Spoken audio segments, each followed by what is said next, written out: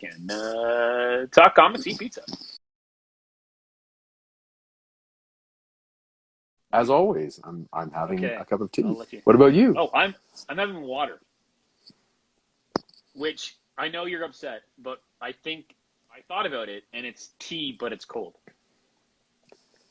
It's plain. Yeah, it's plain tea. It's the regular It's tea.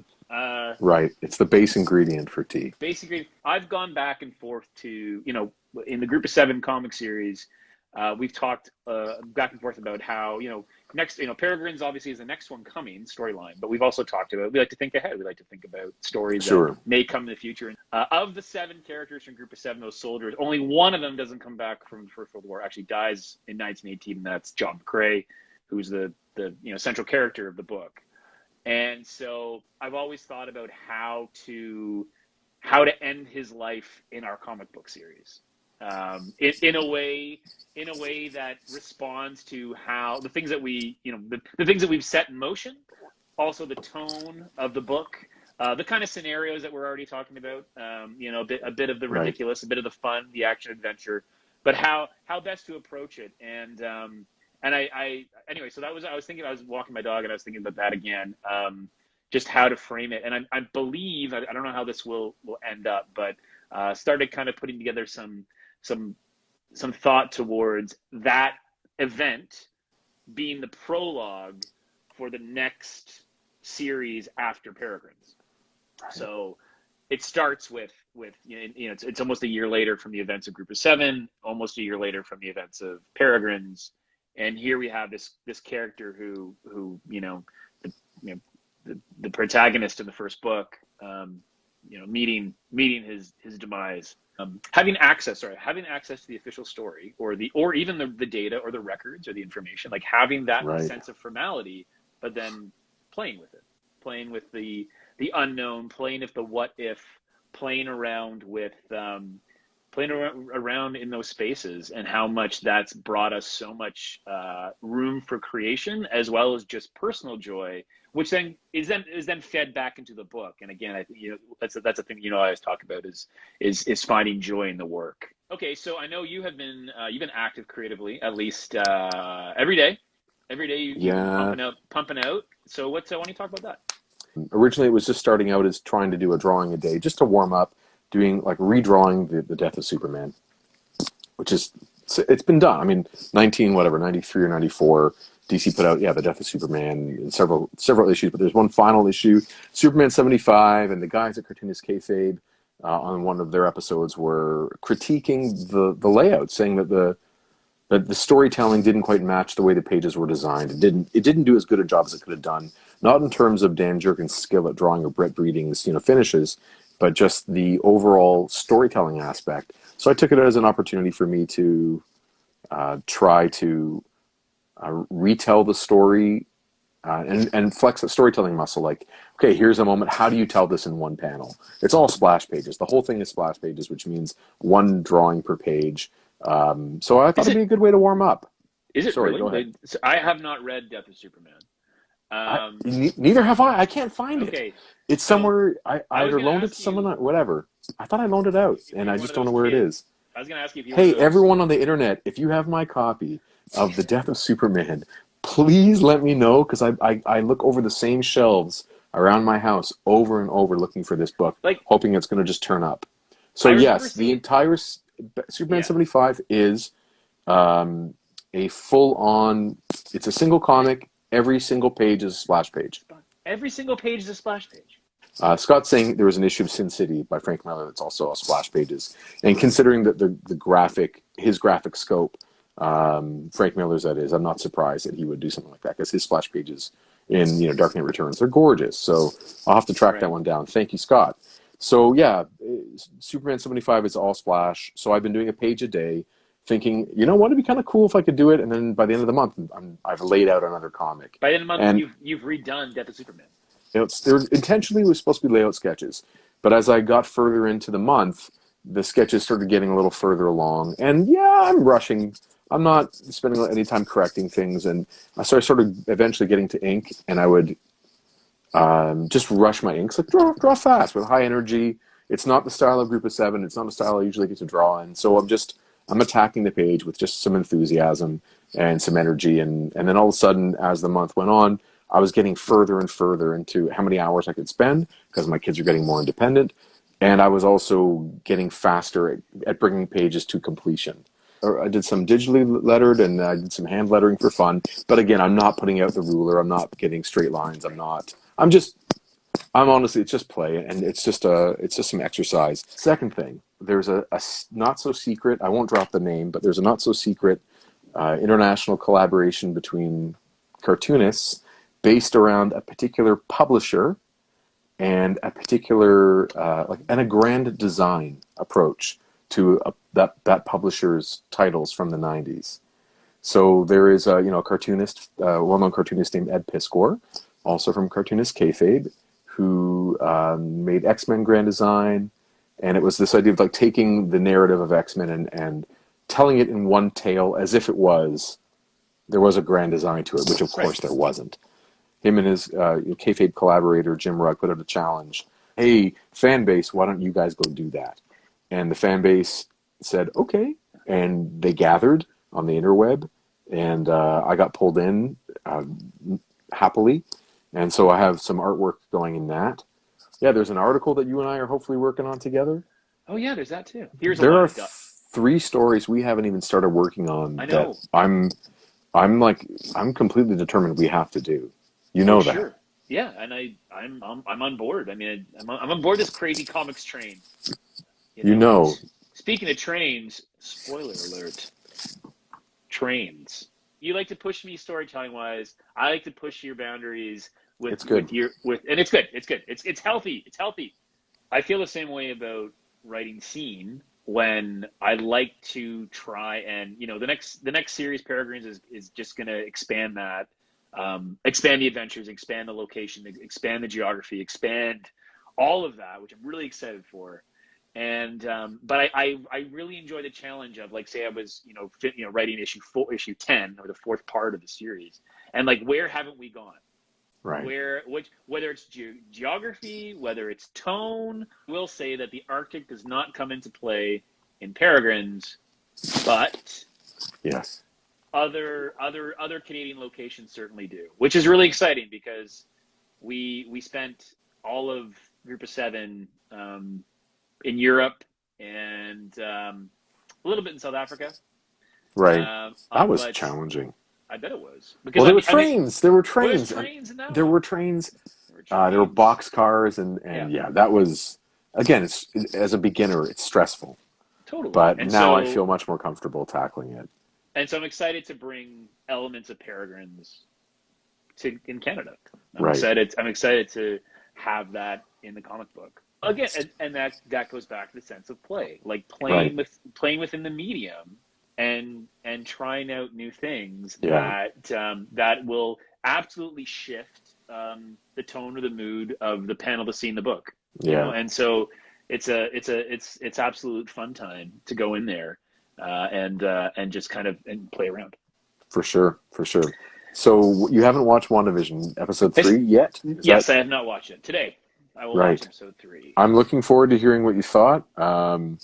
We watched it all this morning before school, as we do every time Disney Plus has a new Star Wars or Marvel themed show. We hop on there and we watch before school starts. So we all gathered on the couch, and Laura was so kind to make us hot drinks by the time the show started. By the time we started the show, and it was we had a good time this morning. I'm looking forward to, of course, the next episode, but also hearing what you think. Scott says a lot of comic book artists have been taught they need one bird's eye per page, and it drives me insane. Yeah, one bird's eye, or like one high up establishing shot. It's a very Jim Shooter thing. So that Jim Shooter being the editor-in-chief of Marvel in the 80s, during the period that Rob, Scott, you, me would have all been enjoying that sort of like 80s comics. Scott says Jim Shooter can suck it, and at the same time, I have to admit, besides all the negative things that come with the Jim Shooter era, I was weaned on that as a Marvel reader as a kid, and I love those comics without understanding the baggage that comes with them from a creator point of view, along with the negative things like the way he drove a lot of people out or drove a lot of people insane with his heavy-handed approach to managing everybody.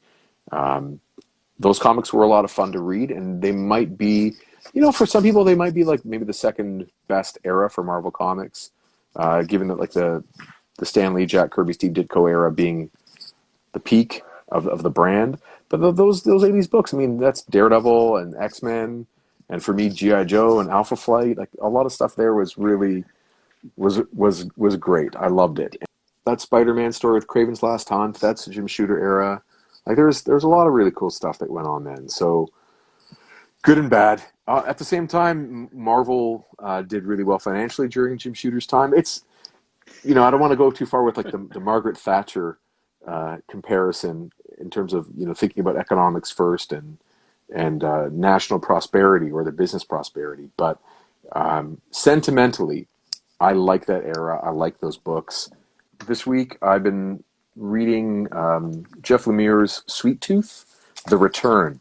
So I don't have much background. It's probably one of the most popular Jeff Lemire titles that I never read. I never read Sweet Tooth. So I picked up issues 1, 2, and 3, and here's issue 3 of Sweet Tooth: The Return. Nice. And I will flip the image when we put this up on YouTube. And so Lemire is writer and he's writer and artist. Yeah. He's not coloring it, but he's drawing and inking. Okay. And writing, and I'm reading it, and I'm gonna keep reading it and see what happens. I haven't, like I said, I haven't read the first. I haven't read the original story. I guess it's being adapted to a Netflix series by Robert Downey Jr.'s production company. That's kind of cool. All those things those are all 3 really great things that I like. Netflix series, all the good elements. Hopefully that's cool. I don't know if the original Sweet Tooth was good. I just know that when I picked it up one day in chapters and I looked at maybe the first 3 pages, I felt something for that kid almost instantly, which I don't know if this book is good yet. I can't tell. Right. Back to that thing we were talking about how you spread out a story over many issues. This does feel like it is being written for a trade, which is what DC and Marvel and Image often do. Well, it says 3 of 6, so there you go. So I'm going to read it in 3 installments, and I'll probably have to read it all again at the end. I think that's something we should explore at another chat, is writing for release, and whether or not we're writing for a trade, we're writing for single issues. That's an interesting concept, like writing for a determined product, a determined output. Putting out single issues that we intend on telling in graphic novel form. I understand why we do it. For us, it's that we still covet the object of the comic, the single issue floppy. We love those things, but it also helps us connect regularly with audiences, with new audiences, as a promotional item. Because if we wait to put out the trade, we're sort of starting a project and 2 years later touching base with them again, and we need to put out something a couple times a year to keep an audience and grow an audience. So for us, it helps to have something there. And financially, it also helps us because each one sort of feeds the next project. And then by the end, we have everything kind of done. So it works for us. Storytelling-wise, I don't think it necessarily helps tell the story better to break it into its pieces. But this is like a big issue with comics as the direct market comes into existence in the 80s, is that the companies start to see the value in collecting things in trade.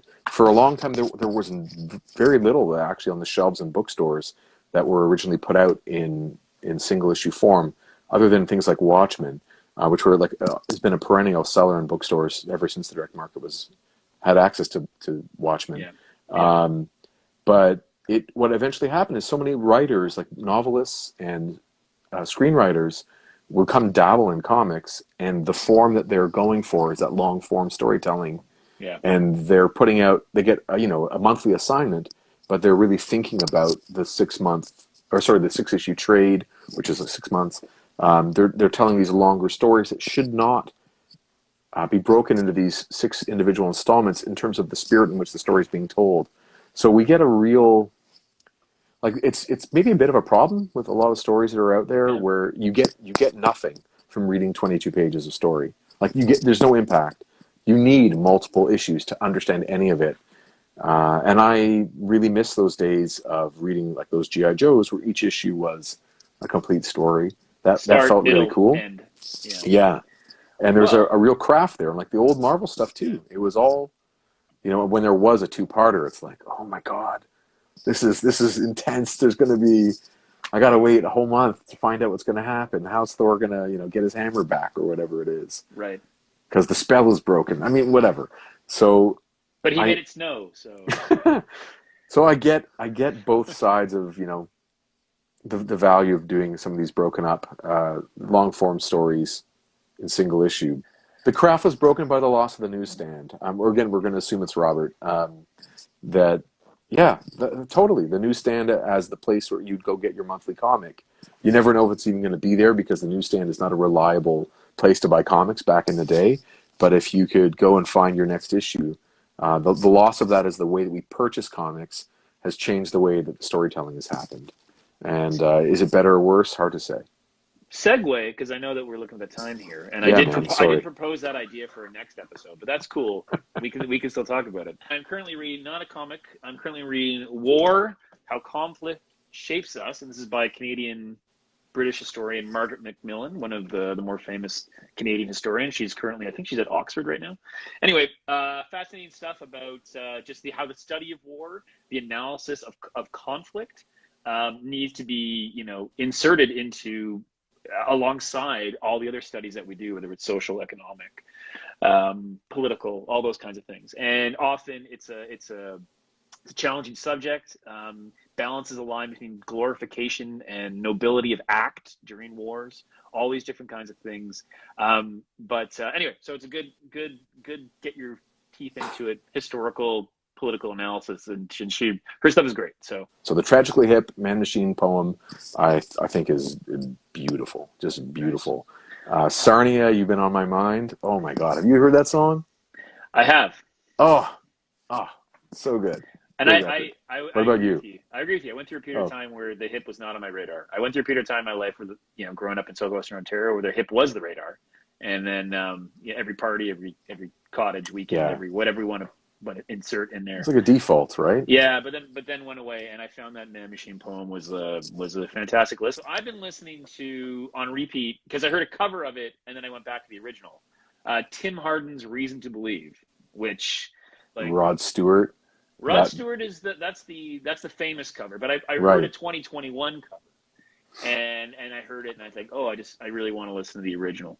And man, when you listen to those lyrics, he is super optimistic in the face of a love relationship gone horribly wrong, and yet he's still going strong. So I think it's optimistic. It's a nice song to kick off 2021 for me. I think better days ahead. Reason to believe in those kinds of things. So yeah, that's kind of what I'm listening to right now. It's been good chatting with you again, man. It's always a pleasure. So we are obviously available on the socials here: Instagram @Group7Comics, Twitter, Facebook, YouTube, all at Group of 7 Comics. Our website www.group7comics.ca.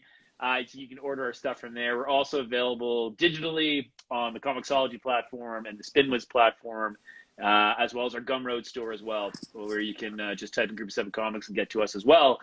I think that's all of our stuff. Or you reach out to us personally as well, Chris Sanagan at Jason Lapidus and that's it for us. That's wonderful. Well done. Thanks, man. Until next time. All right, you take care. Take care, buddy.